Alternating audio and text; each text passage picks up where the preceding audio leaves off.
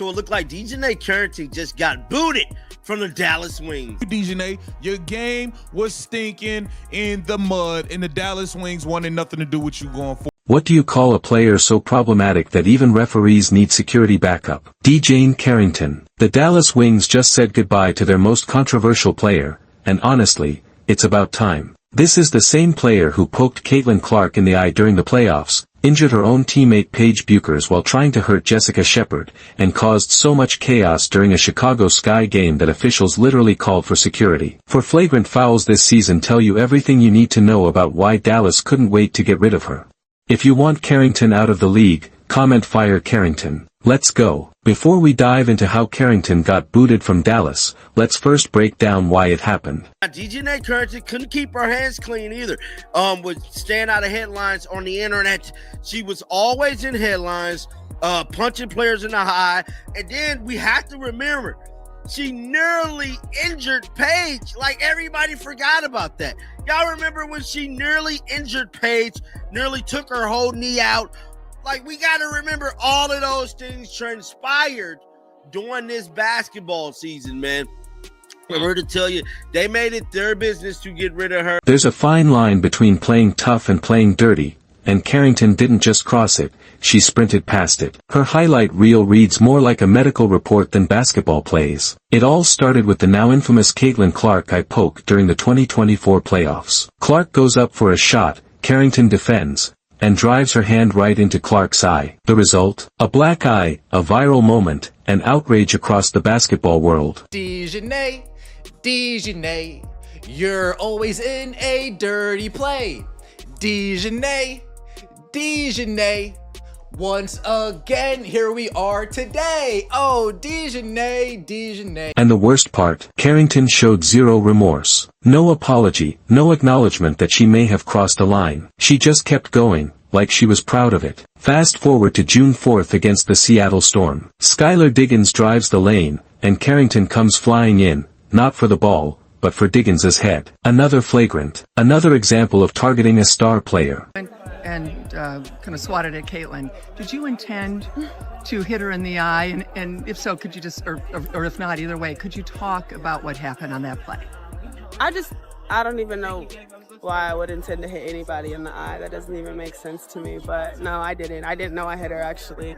I was trying to make a play on the ball, and I guess I followed through and I hit her. So obviously it's never intentional. That's not even like the type of player that I am. As everyone else has seen this angle,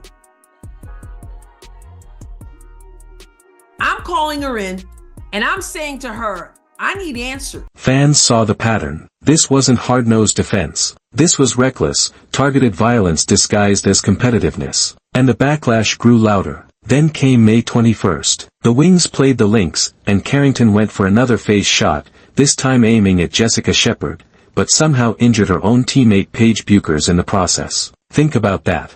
She was so focused on hurting someone else, she took out her own teammate. Let's watch it, and this will give us a couple of different angles. Records of games. There's your tip. Diggins, who's still fast, gets down the floor, buries it, draws the foul, but is shaken up.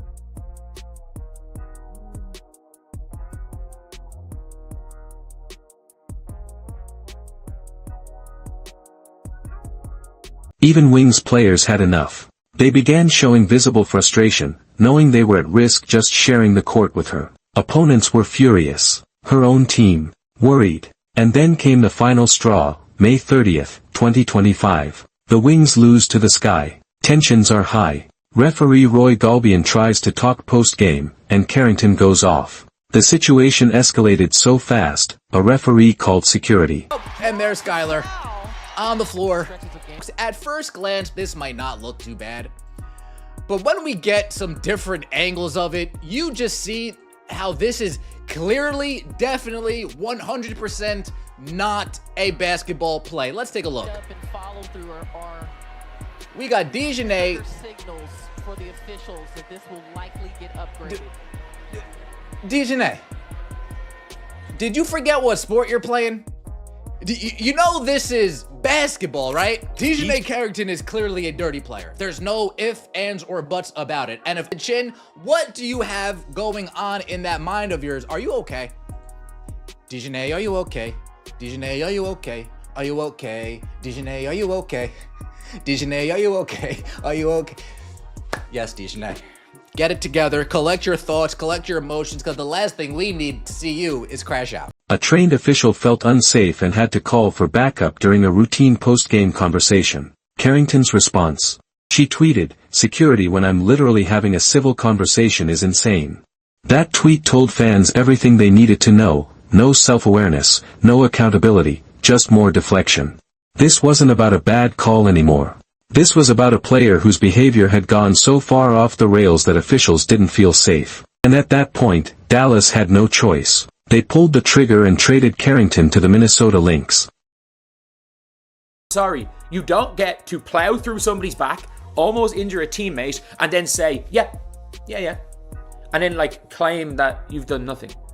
You've done nothing. Like, and people are like, stand on business. She's like trying to laugh at it. I'm like, no, you're just Pat Bev. You're not Draymond, you're Pat Bev.